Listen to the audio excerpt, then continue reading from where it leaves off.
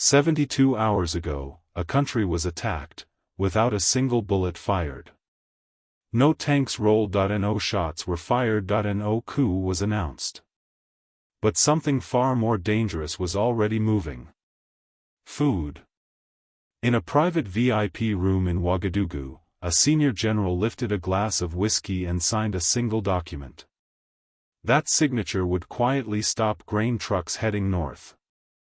No headlines. No sirens. Just empty markets, 3 days later. This was not corruption as theft, this was corruption as strategy. Because hunger doesn't just kill bodies. It destroys trust. It turns citizens against their own leaders. Starve the people, blame the president, restore the old order. If you think that sounds extreme, ask yourself one question the media never asks. How many governments in history were overthrown not with guns, but with shortages? What you're about to hear is not a theory. It's not a rumor. It's based on first-hand accounts, internal timelines, and decisions made in the dark. Seen by very few before now. If you want the story they won't explain on CNN or BBC, subscribe now. Because what comes next is usually buried, or deleted. This plot didn't fail because of intelligence agencies. It didn't fail because of foreign allies. It failed because one ordinary citizen refused to stay silent, and one president chose people over power. That citizen was never meant to hear the plan. He wasn't a soldier. He wasn't a politician. And what he did next put his life, and the country, on a collision course with history. The boy's name was Malik. He was 22 years old. A hotel waiter, invisible by design. That night, he stood in the corner of the VIP room holding a silver tray against his chest, trained to do what poor people everywhere are taught to do in places like this. Don't speak. Don't look. Don't exist. He wasn't supposed to hear anything. He was just furniture. Just another shadow in a room full of men who believed the country belonged to them. But he heard every word. He heard the general laugh. He heard the foreign man promise protection, money, and a life abroad. And then he heard the sentence that froze his blood. Let them starve. Hunger will turn them against Traore. Malik didn't understand geopolitics. He didn't know about coups or soft power or regime change. But he understood hunger. He understood it because his little sister had gone to bed crying the night before, her stomach empty. He understood it because his mother had been mixing water into corn flour just to make it last another day. So when he looked at the man in uniform, someone sworn to protect the nation, he didn't see a general. He saw a traitor. His hands began to shake. He tightened his grip on the tray, afraid the glasses would rattle and give him away. His heart was pounding so loudly he was sure someone could hear it. He wanted to scream. He wanted to throw the tray. He wanted to expose them right there. But he didn't. Because Malik also understood something else. Power doesn't forgive witnesses. If they knew he had heard them, he wouldn't just lose his job. He would disappear. His body might be found in a ditch. Or never found at all. So he did the only thing he could do. He stayed quiet. When the meeting ended and the men stood up, laughing and shaking hands, Malik bowed his head and backed out of the room slowly, carefully, like a man stepping away from a sleeping snake. In the kitchen, the noise of pans and voices crashed over him, but he could barely hear it. His shirt was soaked with sweat. His chest felt tight. He knew something terrible had just begun. He changed out of his uniform and stepped into the humid night behind the hotel. The city was sleeping. People didn't know their food had already been taken from them. Malik stood on the sidewalk and looked at the black luxury SUV parked near the entrance. The general's driver was asleep inside. This was the moment. He could go home, keep his head down, survive whatever was coming. Or he could do something that might get him killed. Malik didn't have the president's number. He didn't know any journalists. He didn't know anyone powerful. But he knew where loyal soldiers drank tea near the barracks. He started walking. Each step felt heavier than the last. As he moved toward the military zone, a single thought kept repeating in his mind. Staying silent is easier, but silence feeds monsters. When he reached the barracks gate, 2 soldiers stopped him, rifles loose across their chests. "Go home," one of them said. "You don't belong here." Malik swallowed hard. His mouth was dry. "I have information," he said. "About treason." They laughed. A waiter, talking about treason. But Malik didn't move. "He's blocking the grain," Malik said. "A general. With a foreigner. The trucks are being stopped tonight." The laughter stopped. Because he said a name. A name soldiers only heard in rumors. The soldiers looked at each other, then grabbed Malik by the arm. "You better not be lying," one of them said. Malik didn't pull away. For the first time in his life, fear wasn't enough to make him turn back. Because he knew one thing for certain. If he walked away now, thousands would starve. And that thought was heavier than any punishment they could give him. They dragged Malik into a small concrete guard room that smelled of stale coffee and sweat. A single light flickered above his head. The door slammed shut. For the next hour, he repeated the story again and again. The whiskey, the laughter, the plan to stop the trucks, the promise to blame the president. A low-ranking captain listened in silence. He didn't interrupt. He didn't take notes. He watched Malik's hands tremble. He watched his eyes. He watched the way fear sat in his chest but didn't erase the truth. The captain knew the name Malik had mentioned. Everyone in the military did. The general was powerful. Protected. Connected.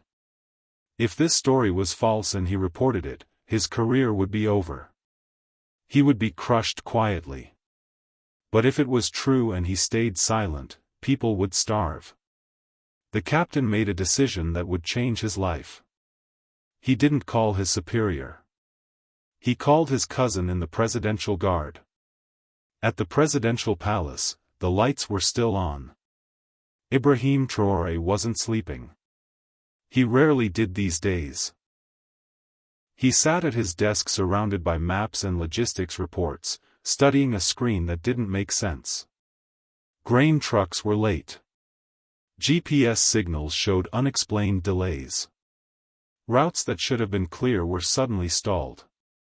At first, he told himself it was mechanical failure. Bad roads. Old engines.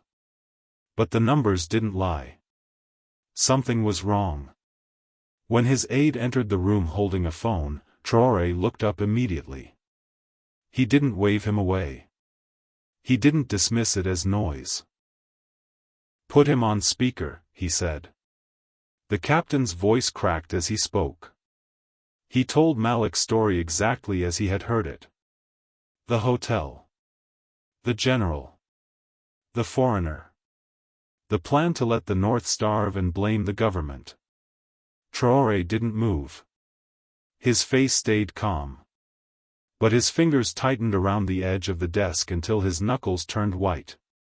When the call ended, he stood up slowly and walked to the window. Below him, the city slept. People trusted him. They didn't know a knife was already at their back. Traore turned back to his aide. "Verify the truck locations," he said. Immediately. 10 minutes later, the confirmation came in. The northern convoy had stopped. Orders had been issued, drivers turned back, routes closed under the excuse of security. The plan was already in motion. This wasn't theft. It was a coup disguised as a famine. Traore understood the danger instantly. If he moved too slowly, the general would escape. If he moved without proof, he would be accused of attacking his own military. Most leaders would hesitate. Traore didn't. He picked up his red beret and placed it on his head. He checked his sidearm. He looked at the men in his personal guard. Young soldiers.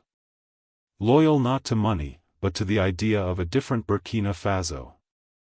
"Get the vehicles," he said. "We're not sending a letter. We're going now." Outside the palace gates, engines roared to life. The convoy cut through the sleeping streets, sirens screaming into the night. But they were already late. Across the city, the general sat in the back of his SUV, leather seats soft beneath him. He smiled as he dialed a burner phone. "Shut it down," he said. "Tell the drivers the road is mined. Turn them back." He hung up and leaned back. In a few days, markets would be empty. People would panic. The media would whisper incompetence. The president would look weak. And he would be gone. What the general didn't know was that a waiter with shaking hands had already changed the timeline. What Traore didn't know was that the race wasn't just against corruption anymore. It was against time. And time was already running out. The convoy was already moving at full speed when the update came in. The general wasn't at the hotel anymore. The red dot on the tracking screen was moving fast, too fast, toward the outskirts of the city. Toward the private airfield. "He knows," Traore said quietly. There was no anger in his voice. No panic. Only clarity. "Turn around," he ordered. "We're going to the runway." The driver slammed the brakes. Tires screamed against the asphalt. The armored vehicle spun in a violent arc, engines roaring as the convoy reversed direction. This wasn't a presidential escort anymore. It was a hunt. At the airfield, the general's black SUV skidded to a stop beside a sleek white private jet. The engines were already warming, a sharp metallic whine cutting through the night air. The general stepped out, clutching his briefcase, breathing hard, not from fear, but from excitement. He had won. In his mind, the North would starve. The people would riot. The president would fall. And he would watch it all from a beach thousands of miles away. A man in an expensive suit waited at the foot of the plane's stairs, champagne glass in hand. "Right on time," he shouted over the noise. 2 minutes and we're airborne." The general smiled and took the first step up. Then the ground began to shake. Headlights exploded through the darkness. Engines thundered like a charging army. The airfield gate didn't open. It collapsed. Metal tore apart as an armored truck smashed through the fence, sparks and debris flying into the night. "Go! Go now," the general screamed. He stumbled on the stairs, skinning his knee, dignity gone. Inside the jet, the pilot pushed the throttle forward. The plane began to roll. Traore didn't wait for his vehicle to stop. He kicked the door open while it was still moving and jumped onto the tarmac, boots slamming hard against concrete.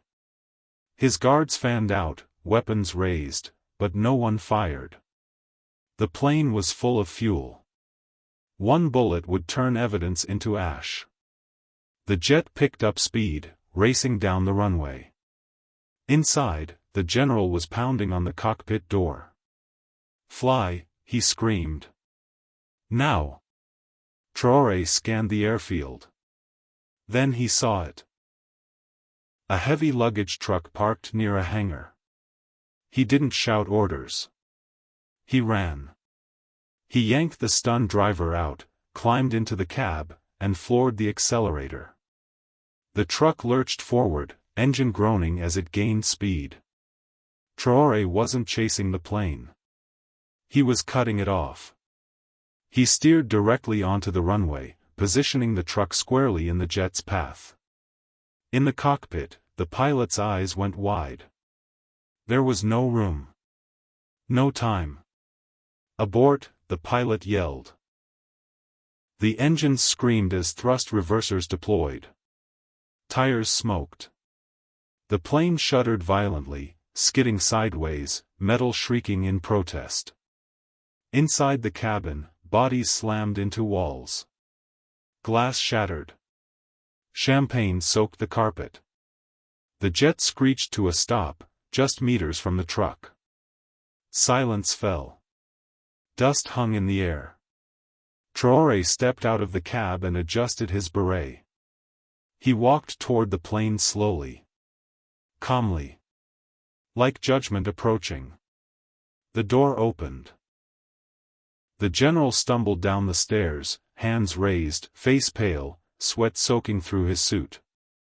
Traore stopped at the bottom. "You thought you could sell our future for a suitcase," he said evenly. "But this country is not for sale." The general tried to speak. Tried to invoke rank. Tried to threaten. "I am a general," he said. "You cannot touch me." Traore turned slightly and nodded. "You were." The cuffs clicked shut. As the soldiers dragged him away, the general began to laugh. Not hysterically. Confidently. "You think this is over," he said. "The trucks are already stopped. The depots are locked. Only I have the code." Traore froze. The man was right. They had the traitor. But they didn't have the food. And in the north, the clock was still ticking. The room was cold. Not because of the air conditioning, but because of what was hanging in the air. Time. General Kassan sat in a metal chair at the center of military intelligence headquarters. His suit was rumpled. His confidence wasn't. On the wall behind him, live feeds flickered from the northern provinces. Empty markets, crowds gathering, anger growing. He leaned back slightly and smiled. "It's a tragedy," he said softly. "But it can end. Give me a plane ticket to Europe, and I give you the code." Traore stood across from him, arms crossed. "You are holding a gun to the head of your own people," he said. Kassan shrugged. "That's politics." The engineers in the room shifted nervously. They already knew the truth. The grain depots were automated. Armored. Built to survive war. Without the 16-digit authorization key, those doors would stay locked. And if anyone tried to force them open, chemical suppressants would flood the grain. Poison it. Destroy everything. Traore slammed his fist on the table. "I do not negotiate with terrorists," he said. "Especially not ones wearing our uniform." But even as he said it, the screens kept playing. More people gathering, more fear. Every hour mattered. Then the door opened. The captain stepped in, hesitating. "Mr. President," he said quietly. "The boy. Malik. He remembers something." Kassan laughed. "The waiter? Please." Traore didn't look at him. "Bring him in." Malik entered the room slowly, shoulders tight, eyes wide. He looked small next to the soldiers, the engineers, the president. Traore lowered his voice. "Tell me what you saw." Malik swallowed. "After the call," he said, pointing at Kassan, he wrote numbers down. In a black notebook. For the first time, Kassan's smile flickered. "There is no notebook," he said quickly. Traore saw it. That split second. That fear. "Search him," Traore said. "Pockets, shoes, nothing." Kassan smiled again. Waste of time. Malik closed his eyes. No, he said. Not his pockets.